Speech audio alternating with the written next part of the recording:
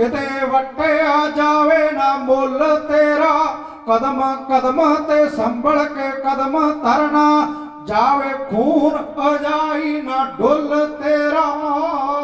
करदा गिल दलबीर अरदास एहो, पंथ खालसे दी चढ़दी कला होए, राज खालसे दा तेरा होवे नेता, तेरे भाणे सरबत दा भला होवे, तेरे भाणे सरबत दा भला होवे, तेरे भाणे सरबत दा भला होवे।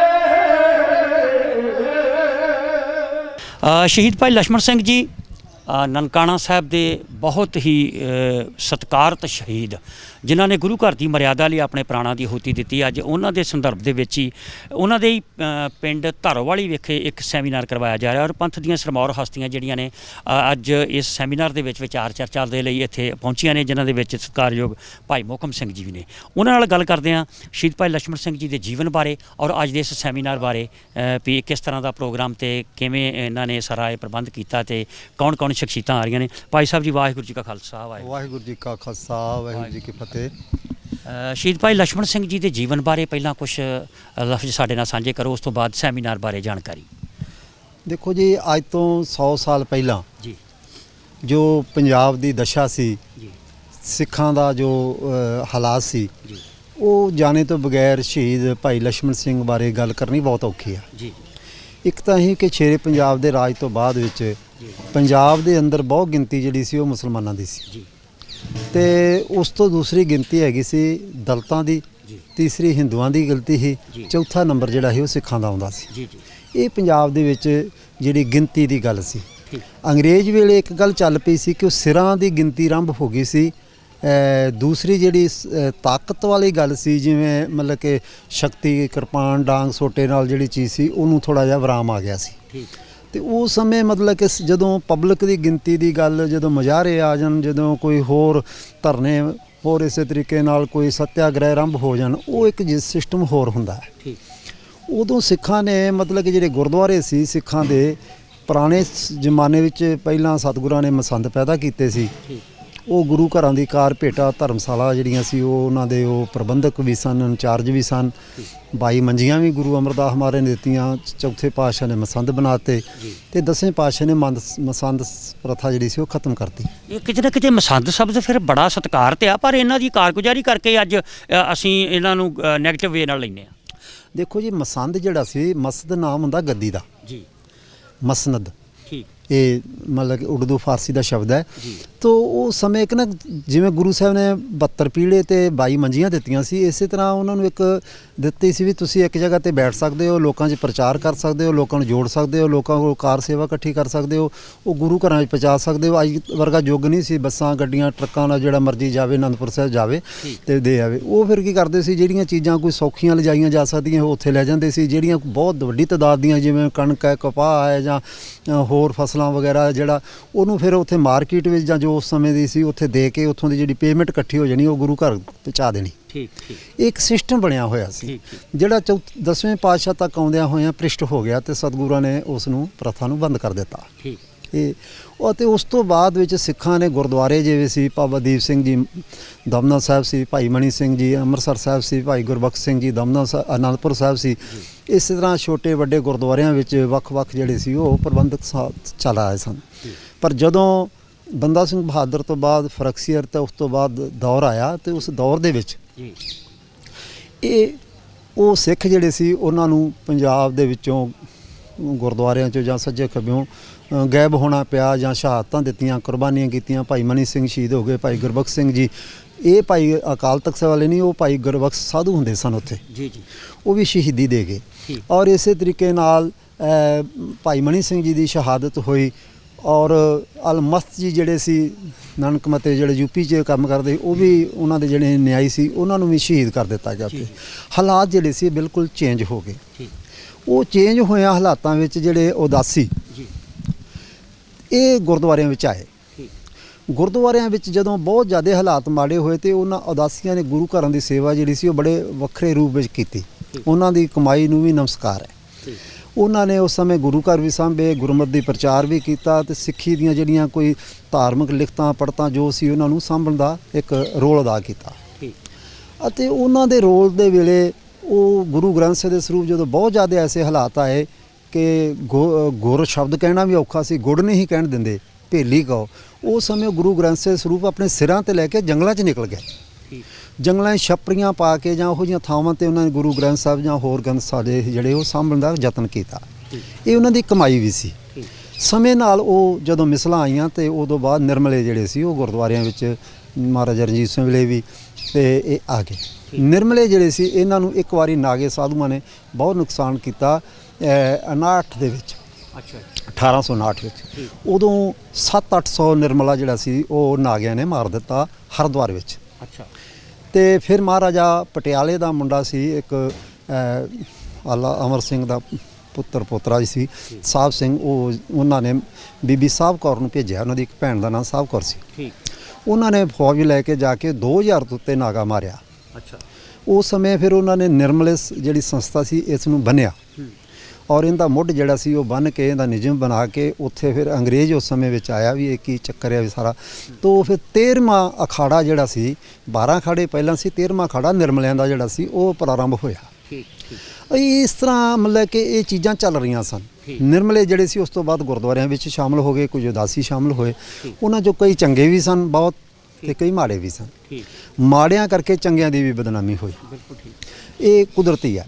ਉਸ ਸਮੇਂ ਫਿਰ ਨਨਕਾਣਾ ਸਾਹਿਬ ਦਾ ਜਿਹੜਾ ਉਹ ਮੰਤ ਸੀ ਉਹ ਇੱਕ ਢੰਗ ਦੇ ਨਾਲ ਉਸ ਜਗ੍ਹਾ ਤੇ ਉਹ ਪ੍ਰਵੇਸ਼ ਕਰ ਗਿਆ ਤੇ ਅਸਲ ਵਿੱਚ ਉਹ ਆਪ ਬੰਦੇ ਦਾ ਕਿਰਦਾਰ ਅੱਛਾ ਨਹੀਂ ਸੀ। ਉਹਦੇ ਕੋਲ ਆ ਕੇ ਮੰਤ ਕੋਲ ਰਿਹਾ ਸੀ, ਮੰਤ ਚੜ੍ਹਾਈ ਕਰ ਗਿਆ ਤੇ ਉਹਦੇ ਬਾਅਦ ਜਾਂ ਨੂੰ ਮਾਰ ਦਿੱਤਾ ਜਾਂ ਜਿੱਦਾਂ ਵੀ ਹੋਇਆ ਉਹ ਆਪ ਦੀ ਗੱਦੀ ਤੇ ਬੈਠ ਗਿਆ। ਤੇ ਉਸ ਬੰਦੇ ਨੇ ਇਹ ਸਾਰੀ ਜਿਹੜੀ ਸਥਿਤੀ ਸੀ ਉਹ ਤਬਦੀਲ ਕਰ ਦਿੱਤੀ। ਹੋਰ ਨਾ ਵੀ ਕਈਆਂ ਨੇ ਐਸਾ ਕਰ ਦਿੱਤਾ। ਉਹ ਫਿਰ ਹੌਲੀ ਹੌਲੀ ਸਿੱਖਾਂ ਨੇ ਉਹ ਗੁਰਦੁਆਰੇ ਯਾਦ ਜਦ ਆਰੰਭ ਕਰਨੇ ਕੀਤੇ ਤਾਂ ਉਹ ਨਨਕਾਣਾ ਸਾਹਿਬ ਦਾ ਇਹ ਸਾਕਾ ਵਾਪਰਿਆ। ਧਾਰੋ ਵਾਲੀ ਲਛਮਣ ਸਿੰਘ ਅੰਗਰੇਜ਼ ਸਰਕਾਰ ਨੇ ਇੱਧਰਲੇ ਜਿਹੜੇ ਸਿੱਖ ਇੱਧਰ ਪੰਜਾਬ ਵਿੱਚ ਇਸ ਥਾਂ ਤੇ ਵਸਦੇ ਸਨ, ਅੰਮ੍ਰਿਤਸਰ, ਗੁਰਦਾਸਪੁਰ ਜਾਂ ਮਾਝਾ ਏਰੀਆ ਕਹਿ ਲਓ, ਮਾਝਾ ਏਰੀਆ, ਮਾਲਵਾ ਵੀ ਕਹਿ ਲਓ ਵਿੱਚ ਕੁਝ, ਜਿੱਥੇ ਜ਼ਿਆਦਾ ਸਿੱਖਾਂ ਦੀ ਗਿਣਤੀ ਸੀ। ਠੀਕ ਹੈ। ਇੱਥੋਂ ਕਿਸਾਨਾਂ ਨੂੰ ਜਾਂ ਫੌਜੀਆਂ ਨੂੰ ਲਿਜਾ ਕੇ ਜਾਂ ਜਿਹੜੇ 3-4 ਭਰਾ ਸਨ ਜਾਂ ਵੱਧ ਸਨ, ਉਦੋਂ ਇਦਾਂ ਹੀ ਹੁੰਦਾ ਸੀ, ਤਾਂ ਉਹਨਾਂ ਵਿੱਚੋਂ ਕੁਝ ਨੂੰ ਉੱਥੇ ਲਿਜਾ ਕੇ ਉਹਨਾਂ ਨੇ ਪਟੇ ਦਿੱਤੇ ਜਾਂ ਉਹਨੂੰ ਕਹਿੰਦੇ ਮਰੱਬੇ ਦਿੱਤੇ। ਤੇ ਜਦੋਂ 12 ਆਬਾਦ ਕੀਤੀਆਂ। ਹਾਂ, ਸੰਦਲ ਦੀ ਬਾਰ ਜਿਹੜੀ ਸੀ ਜਾਂ ਹੋਰ ਇਸ ਤਰ੍ਹਾਂ 12 ਸਨ ਕੁਛ, ਉੱਥੇ ਡਾਕੂ ਲੁਟੇਰੇ ਜਾ ਕੇ ਲੁਕ ਜਾਂਦੇ ਸਨ।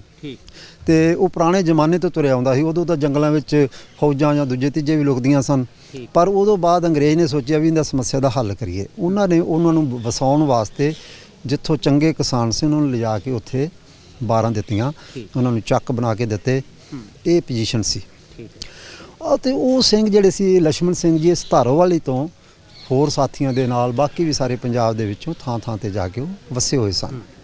ਉੱਥੇ ਜਾ ਕੇ ਦੇਖਿਆ ਜਦੋਂ ਮਹੰਤਾਂ ਦੀ ਆਪ ਸਥਿਤੀ ਹੈ ਤੇ ਉਹਨਾਂ ਨੇ ਉਸ ਸਮੇਂ ਸਾਰਾ ਹੀ ਮਸ਼ਵਰਾ ਕਰਕੇ ਸ਼ਹਾਦਤ ਦਿੱਤੀ, ਕੁਰਬਾਨੀ ਕੀਤੀ। ਔਰ ਇਸੇ ਤਰੀਕੇ ਨਾਲ ਆਪਣੇ ਚੂੜਕਾਣੇ ਤੋਂ ਸਿੰਘ ਜਿਹੜੇ ਸਨ ਉਹਨਾਂ ਦਾ ਜਿਹੜਾ ਦੂਸਰਾ ਜਥਾ ਸੀ ਉਹ ਉਹਨਾਂ ਨੇ ਉਹ ਉਸ ਤੋਂ ਬਾਅਦ ਗੁਰਦੁਆਰੇ ਦਾ ਪ੍ਰਬੰਧ ਜਿਹੜਾ ਸੀ ਉਹ ਅੰਗਰੇਜ਼ਾਂ ਦੇ ਕੋਲੋਂ ਖੋਲਿਆ। ਅੰਗਰੇਜ਼ ਪਹਿਲਾਂ ਯਤਨ ਕਰਦਾ ਰਿਹਾ ਕਿ ਮੈਂ ਕਰਾਂ, ਇਹਨਾਂ ਨੂੰ ਰੋਕਾਂ, ਜੋ ਕਰਾਂ, ਪਰ ਉਹ ਸਿੰਘਾਂ ਦੇ ਅੱਗੇ ਉਹ ਟਿਕ ਨਹੀਂ ਪਾਇਆ ਤੇ ਝੱਬਰ ਸਾਹਿਬ ਨੇ ਗੁਰਦੁਆਰਾ ਨਨਕਾਣਾ ਸਾਹਿਬ ਆਜ਼ਾਦ ਕਰਵਾ ਲਿਆ ਇਹਨਾਂ ਦੀ ਸ਼ਹਾਦਤ ਤੋਂ ਬਾਅਦ। ਇਹ ਇਹਨਾਂ ਦੀ ਕੁਰਬਾਨੀ ਸੀ। ਇਸ ਕੁਰਬਾਨੀ ਨੇ ਜਾਗ ਲਾਈ ਤੇ ਫਿਰ ਸਾਰੇ ਪੰਜਾਬ ਦੇ ਗੁਰਦੁਆਰੇ ਜਿਹੜੇ ਸੀ ਉਹ ਮੰਤਾਂ ਕੋਲੋਂ ਲਗਭਗ ਆਜ਼ਾਦ ਕਰਵਾ ਲਏ। ਫਿਰ ਅੰਗਰੇਜ਼ ਸਰਕਾਰ ਮਜਬੂਰ ਹੋਈ, ਉਹਨੇ ਇੱਕ ਸ਼੍ਰੋਮਣੀ ਕਮੇਟੀ ਦਾ ਐਕਟ ਬਣਾਇਆ, ਪਰ ਇਹ ਐਕਟ 25 'ਚ ਜਾ ਕੇ ਬਣਿਆ। ਗੁਰਦੁਆਰੇ ਜਿਹੜੇ ਸੀ ਸਿੱਖਾਂ ਨੇ 21 ਤੋਂ ਬਾਅਦ ਸਾਂਭ ਲਏ ਸਨ। ਕਿਤੇ ਨਾ ਕਿਤੇ ਸ਼੍ਰੋਮਣੀ ਗੁਰਦੁਆਰਾ ਪ੍ਰਬੰਧਕ ਕਮੇਟੀ ਦਾ ਗਠਨ ਉਦੋਂ ਛੇਤੀ ਬਾਅਦ ਹੀ ਹੋ ਗਿਆ। ਦੇਖੋ ਜਿਹੜਾ ਕਾਨੂੰਨ ਬਣਿਆ ਉਹ 25 'ਚ ਜਾ ਕੇ ਬਣਿਆ। 25 ਜਾ ਕੇ ਉਹ ਪਹਿਲਾਂ ਇੱਕ ਬੋਰਡ ਬਣਾਉਣਾ ਚਾਹੁੰਦੇ ਸਨ। ਕੋਈ ਸਿੱਖ ਕਹਿੰਦੇ ਸੀ ਕਮੇਟੀ ਬਣਾਈ ਜਾਵੇ। ਜਿਹੜੇ ਤਾਂ ਅੰਗਰੇਜ਼ ਦੇ ਨੇੜੇ ਸਨ ਜਾਂ ਪੜ੍ਹੇ ਲਿਖੇ ਜਾਂ ਸਰਦਾਰ ਘਰਾਣੇ ਸਨ ਉਹ ਬੋਰਡ ਦੇ ਹੱਕ 'ਚ ਸਨ। ਜਿਹੜੇ ਦੂਸਰੇ ਜਜ਼ਬਾਤੀ ਸਿੱਖ ਸੀ ਉਹ ਕਮੇਟੀ ਦੇ ਹੱਕ ਵਿੱਚ ਸਨ। ਜਿਹੜੇ ਪੜ੍ਹਿਆ ਲਿਖਿਆ ਵਰਗ ਸੀ ਉਹ ਇਹ ਸੋਚਦਾ ਸੀ ਕਿ ਅੰਗਰੇਜ਼ ਨੇ ਇੱਕ ਦਿਨ ਜਾਣਾ ਤੇ ਅਸੀਂ ਸਰਕਾਰ ਦੇ ਨਾਲ ਟੱਚ ਰਵਾਂਗੇ ਇੱਕ ਢੰਗ ਨਾਲ। ਤਾਂ ਉਸ ਸਮੇਂ ਸਾਨੂੰ ਸਰਕਾਰ ਜਦ ਬੁਲਾਏਗੀ ਤੇ ਅਸੀਂ ਵੀ ਰਾਜਸੀ ਤੌਰ ਤੇ ਆਪਣਾ ਕੋਈ ਥਾਂ ਮੱਲਾਂਗੇ। ਜਿਹੜੇ ਜਜ਼ਬਾਤੀ ਸਨ, ਨੌਜਵਾਨ ਸਨ, ਉਹ ਕਮੇਟੀ ਦੇ ਹੱਕ 'ਚ ਹੋ ਕੇ ਬਿਲਕੁਲ ਅੰਗਰੇਜ਼ਾਂ ਤੋਂ ਇੱਕ ਸਾਈਡ ਕੱਢ ਕੇ ਪਾਸੇ ਜਾ ਕੇ ਅੰਗਰੇਜ਼ਾਂ ਨਾਲ ਲੜਨਾ ਚਾਹੁੰਦੇ ਸਨ। ਔਰ ਉਹ ਕਮੇਟੀ ਬਣਾ ਕੇ ਅੰਗਰੇਜ਼ਾਂ ਨਾਲ ਲੜਾਈ ਵੀ ਆਰੰਭ ਹੋ ਗਈ। ਹੌਲੀ ਹੌਲੀ ਉਸ ਲੜਾਈ ਦਾ ਫਾਇਦਾ ਜਿਹੜਾ ਸੀ ਉਹ ਨਹਿਰੂ ਗਾਂਧੀ ਨੇ ਤੇ ਇਹਨਾਂ ਨੇ ਚੱਕਣ ਦੀ ਕੋਸ਼ਿਸ਼ ਕੀਤੀ, ਜਿਨ੍ਹਾਂ ਨੇ ਵੀ ਕੀਤੀ, ਪਰ ਇਹ ਕਾਮਯਾਬ ਹੋ ਗਏ। ਜਦ ਕਿ ਜਿਹੜੇ ਉਹ ਪੁਰਾਣਾ ਇੱਕ ਸਿਸਟਮ ਸਰਦਾਰਾਂ ਦਾ ਸੀ ਜਿਹੜਾ ਮਹਾਰਾਜਾ ਰਣਜੀਤ ਸਿੰਘ ਵੇਲੇ ਦਾ, ਉਹ ਬੋਰਡ ਬਣਾ ਕੇ ਤੇ ਅੰਗਰੇਜ਼ ਸਰਕਾਰ ਨੇ ਇੱਕ ਨੇੜਤਾ ਬਣਾ ਕੇ ਰੱਖਣਾ ਚਾਹੁੰਦਾ ਸੀ। ਇਹ ਉਸ ਸਮੇਂ ਦੁਬਿਧਾ ਸੀ। ਇਸ ਦੁਬਿਧਾ ਦੇ ਵਿੱਚੋਂ 47 ਜਿਹੜੀ ਸੀ ਉਹ ਪੈਦਾ ਹੋਈ। ਅੱਛਾ ਭਾਈ ਸਾਹਿਬ, ਸ਼ਹੀਦ ਭਾਈ ਲਛਮਣ ਸਿੰਘ ਜੀ ਨੇ ਸ਼ਹਾਦਤ ਦਿੱਤੀ ਗੁਰੂ ਘਰ ਦੀ ਮਰਿਆਦਾ ਲਈ ਉੱਥੇ ਹੋ ਰਹੀਆਂ ਬੇਨਿਯਮੀਆਂ ਦੇ ਖਿਲਾਫ। ਉਸ ਤੋਂ ਬਾਅਦ ਤੁਹਾਡੇ ਕਹਿਣ ਮੁਤਾਬਕ ਸ਼੍ਰੋਮਣੀ ਗੁਰਦੁਆਰਾ ਪ੍ਰਬੰਧਕ ਕਮੇਟੀ ਹੋਂਦ 'ਚ ਆਈ, ਔਰ ਹੁਣ ਤੱਕ ਅੱਜ ਦੀ ਡੇਟ ਤੱਕ ਕੀ ਤੁਸੀਂ ਮੰਨਦੇ ਹੋ, ਕਿਉਂਕਿ ਹੁਣੇ ਸਾਡੀ ਸ਼੍ਰੋਮਣੀ ਗੁਰਦੁਆਰਾ ਪ੍ਰਬੰਧਕ ਕਮੇਟੀ ਦੇ ਮੈਂਬਰ ਜਥੇਦਾਰ ਅਮਰੀਕ ਸਿੰਘ ਜੀ ਨਾਲ ਗੱਲ ਹੋਈ ਆ, ਉਹਨਾਂ ਨੇ ਤੇ ਕੈਮਰੇ ਤੇ ਇਹ ਗੱਲ ਕਹਿ ਦਿੱਤੀ ਕਿ ਜਿਹੜੀਆਂ ਬੇਨੀਮੀਆਂ ਤੇ ਮੂਰਖਤਾਈਆਂ ਗਲਤ ਕੰਮ ਜਿਹੜੇ ਨਰੈਣੂ ਮਹੰਤ ਦੇ ਵੇਲੇ ਹੁੰਦੇ ਸਨ ਉਹਦੇ ਨਾਲੋਂ ਕਈ ਗੁਣਾ ਵੱਧ ਹੁਣ ਹੋ ਰਹੇ ਆ। ਕੀ ਤੁਸੀਂ ਉਹਨਾਂ ਦੀ ਗੱਲ ਨਾਲ ਸਹਿਮਤ ਹੋ? ਦੇਖੋ, ਇਹਦੇ 'ਚ ਕੋਈ ਸ਼ੱਕ ਨਹੀਂ ਹੈਗਾ ਕਿ ਸਭ ਤੋਂ ਵੱਡੀ ਗੱਲ ਇੱਥੇ ਕਮਜ਼ੋਰੀ ਇਹ ਹੈ ਕਿ 100 ਸਾਲ ਸਮਾਂ ਬਹੁਤ ਵੱਡਾ ਹੁੰਦਾ, ਛੋਟਾ ਨਹੀਂ ਹੁੰਦਾ। ਸਦੀ ਬੀਤ ਗਈ। ਸਦੀ ਦੇ ਵਿੱਚ ਅਕਾਲੀ ਦਲ ਜਾਂ ਸ਼੍ਰੋਮਣੀ ਕਮੇਟੀ, ਕਿਉਂਕਿ ਅਕਾਲੀ ਦਲ ਹੀ ਰਿਹਾ ਲਗਾਤਾਰ, ਉਹ 5 ਸਾਲਾਂ ਵਿੱਚ ਇਹਦੀ ਇਲੈਕਸ਼ਨ ਹੀ ਪੱਕੀ ਨਹੀਂ ਕਰਵਾ ਸਕਿਆ।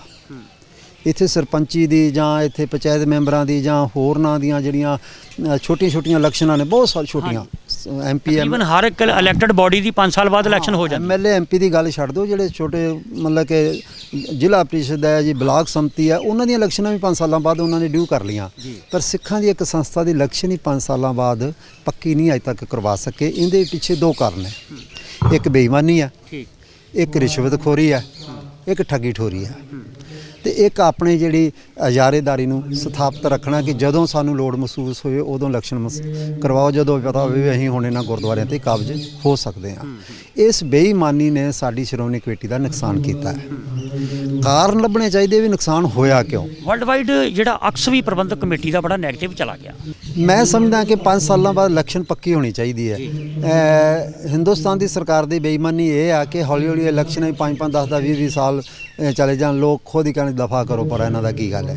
ਤੇ ਜਿਹੜੇ ਕਾਬਜ਼ ਹੁੰਦੇ ਨੇ ਉਹ ਸੋਚਦੇ ਨੇ ਕਿ ਇਹਦੇ ਨਾਲ ਸਾਨੂੰ ਇੱਕ ਮੌਕਾ ਮਿਲਿਆ ਕਿ ਗੁਰੂ ਘਰਾਂ ਦੀ ਲੁੱਟ ਖਸੁੱਟ ਆਪਣੀ ਮਨਮਰਜ਼ੀ ਪੰਥ ਦੇ ਠੇਕੇਦਾਰ ਬਣ ਕੇ ਅਸੀਂ ਜਿੱਧਰ ਮਰਜ਼ੀ ਗੱਲ ਘੁਮਾਈਏ ਤੇ ਉਹਦੇ ਨਾਲ ਸਿੱਖਾਂ ਦੇ ਨੁਮਾਇੰਦੇ ਬਣ ਕੇ ਤੇ ਅਸੀਂ ਸੰਸਾਰ ਦੇ ਵਿੱਚ ਆਪਣੀ ਰਾਜਸੀ ਸ਼ਕਤੀ ਜਿਹੜੀ ਇਹਨੂੰ ਵਧਾਵਾ ਕਰੀਏ। ਇਹ ਦੋਨਾਂ ਚੀਜ਼ਾਂ ਦਾ ਇੱਕ ਸਾਂਝਾ ਜਿਹਾ ਮਕਸਦ ਬਣ ਚੁੱਕਾ ਹੈ। ਸੋ ਸਭ ਤੋਂ ਪਹਿਲਾਂ ਤਾਂ ਸ਼੍ਰੋਮਣੀ ਕਮੇਟੀ ਦੀ 5 ਸਾਲਾਂ ਲਈ ਇਲੈਕਸ਼ਨ ਜ਼ਰੂਰੀ ਕਰਾਉਣੀ ਹੈ। ਦੂਜਾ, ਇਹਦੇ 'ਚ ਪਾਰਦਰਸ਼ੀ ਬਹੁਤ ਜ਼ਿਆਦਾ ਜ਼ਰੂਰੀ ਹੈ। ਤੀਸਰੀ ਗੱਲ ਇਹ ਹੈ ਕਿ ਸਾਡੇ ਧਰਮ ਪ੍ਰਚਾਰ, ਗੁਰਮਤਿ ਪ੍ਰਚਾਰ ਜਿਹੜੇ ਸ਼੍ਰੋਮਣੀ ਕਮੇਟੀ ਦੇ ਮੁੱਢਲੇ ਕਰਮ ਨੇ, ਉਹਨਾਂ ਗੱਲਾਂ ਵੱਲ ਸਾਨੂੰ ਧਿਆਨ ਦੇਣ ਦੀ ਲੋੜ ਹੈ। ਹੁਣ ਜਿਵੇਂ ਮਿਸਾਲ ਦੇ ਤੌਰ ਤੇ 100 ਸਾਲ ਬਾਅਦ ਲਛਮਣ ਸਿੰਘ ਧਾਰੋਵਾਲ ਦੀ ਫੋਟੋ ਸਿੱਖ ਅਜਾਇਬ ਘਰ 'ਚ ਲੱਗੀ ਹੈ। ਇਹ ਸਿੱਖਾਂ ਵਾਸਤੇ ਸ਼ਰਮ ਵਾਲੀ ਗੱਲ ਹੈ। 100 ਸਾਲ ਬਾਅਦ 100 ਸਾਲ ਉਹਦੀ ਫੋਟੋ ਸਿੱਖ ਅਜਾਇਬ ਘਰ 'ਚ ਨਹੀਂ ਲੱਗੀ। ਇਹ ਗੱਲ ਦੀ ਤੇ ਹੈਡਲਾਈਨ ਹੀ ਬਣ ਜਾਣੀ ਆ ਕਿ ਮੈਂ ਵੀ ਬੜਾ ਹੈਰਾਨ ਹੋਇਆ ਕਿ 100 ਸਾਲ ਬਾਅਦ ਐਡਾ ਵੱਡਾ ਮਹਾਨ ਸ਼ਹੀਦ ਜਿਹਨੇ ਗੁਰੂ ਘਰ ਲਈ ਏਡੀ ਵੱਡੀ ਕੁਰਬਾਨੀ ਕੀਤੀ, ਇਹਦਾ ਮਤਲਬ ਬੜੀ ਵੱਡੀ ਕੋਤਾਹੀ ਆ ਸਾਡੇ ਲੀਡਰਾਂ ਵੱਲੋਂ। ਨਹੀਂ ਜੀ, ਕੋਤਾਹੀ ਇੱਕ ਨਹੀਂ ਗਈ, ਬਹੁਤ ਵੱਡੀਆਂ ਕੋਤਾਹੀਆਂ ਨੇ। ਇੱਥੇ ਜਿਹਦੀ ਸਿਫਾਰਿਸ਼ ਹੈ, ਉਹਦੀ ਸਿਫਾਰਿਸ਼ ਨਹੀਂ ਸੀ ਕੋਈ, ਉਹ ਨਹੀਂ ਲੱਗੀ। ਜਿਹਦੀ ਸਿਫਾਰਿਸ਼ ਸੀ ਉਹ ਵੈਸੇ ਉਹ ਹੀ ਲਵਾ ਕੇ ਕਈ ਜਿਹੜੇ ਗੁਰੂ ਘਰਾਂ ਦਾ ਨੁਕਸਾਨ ਕਰਦੇ ਰਹੇ ਆ, ਗੁਰੂ ਘਰਾਂ ਦੇ ਵਿਰੋਧ ਖੜੇ ਸੀ, ਉਹਨਾਂ ਦੀ ਫੋਟੋ ਲੱਗ ਗਈਆਂ ਨੇ।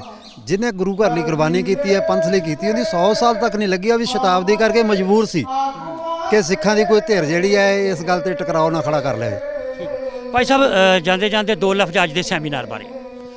ਸੈਮੀਨਾਰ ਕਰਨ ਦਾ ਸਾਡਾ ਮਕਸਦ ਇਹ ਹੈ ਕਿ ਇੱਕ ਤਾਂ ਉਹਨਾਂ ਦੇ ਪਿੰਡ ਨੂੰ ਕੇਂਦਰ ਕੀਤਾ ਜਾਵੇ। ਇਹਨਾਂ ਗਲੀਆਂ 'ਚੋਂ ਖੇਡਿਆ, ਭੱਜਿਆ, ਦੌੜਿਆ, ਨੱਠਿਆ, ਜੰਮਿਆ, ਪਲਿਆ, ਵੱਡਾ ਹੋਇਆ, ਉਹਨਾਂ ਗਲੀਆਂ 'ਚ ਲੋਕਾਂ ਨੂੰ ਵਿਖਾਇਆ ਜਾਵੇ ਲਿਆ ਵੀ ਆਹ ਚੀਜ਼ ਹੈ। ਦੂਜੀ ਗੱਲ, ਅਸੀਂ ਇਹ ਸਮਝਦੇ ਹਾਂ ਕਿ ਉਹਨੇ ਕੀਤਾ ਕੀ ਹੈ। ਕੋਈ ਕਾਨਫਰੰਸ ਰੂਪ 'ਚ ਰੌਲਾ ਰੱਪਾ ਜਾਂ ਹੋਰ ਪਬਲਿਕ ਇਕੱਠੀ ਕੀਤੀ ਜਾਣੀ ਕੁਝ ਹੋਰ ਚੀਜ਼ ਹੈ, ਤੇ ਉਹਦੇ ਉੱਤੇ ਵਿਚਾਰ ਕੀਤਾ ਜਾਵੇ ਵੀ ਉਹਨੇ ਕੀਤਾ ਕੀ ਹੈ, ਕਿਉਂ ਹੋਇਆ, ਹਾਲਾਤ ਕੀ ਸਨ, ਤੇ ਉਹਦਾ ਬੈਨੀਫਿਟ ਸਾਨੂੰ ਕੌਮ ਨੂੰ ਕੀ ਮਿਲਿਆ, ਕੀ ਨਹੀਂ ਮਿਲਿਆ, ਘਾਟੇ ਕੀ ਹੋਏ, ਵਾਧੇ ਕੀ ਹੋਏ। ਇਹ ਸਾਰੀਆਂ ਚੀਜ਼ਾਂ ਸੈਮੀਨਾਰਾਂ 'ਚ, ਗੋਸ਼ਟੀਆਂ 'ਚ ਹੀ ਹੋ ਸਕਦੀ ਹੈ। ਗੁਰੂ ਨਾਨਕ ਸਾਹਿਬ ਨੇ ਸਿੱਧ ਗੋਸ਼ਟ ਉਚਾਰੀ ਸੀ, ਸਿੱਧਾ ਨਾ ਗੋਸ਼ਟੀ ਕਰਨੀ। ਤਾਂ ਇਹ ਸੈਮੀਨਾਰ ਅੱਜ ਦਾ ਸ਼ਬਦ ਹੈ, ਪੁਰਾਣੇ ਸਮੇਂ 'ਚ ਗੋਸ਼ਟੀ ਕਹਿੰਦੇ ਸੀ। ਇਹ ਇੱਕ ਗੋਸ਼ਟੀ ਹੈ ਜਿਹਦੇ 'ਚ ਉਹਦੇ ਦੁੱਖ ਸੁੱਖ, ਚੰਗੇ ਮਾੜੇ, ਸੱਜਾ ਖੱਬਾ ਸਾਰਾ ਵਿਚਾਰਿਆ ਜਾਵੇ। ਬਹੁਤ ਮਿਹਰਬਾਨੀ ਜੀ।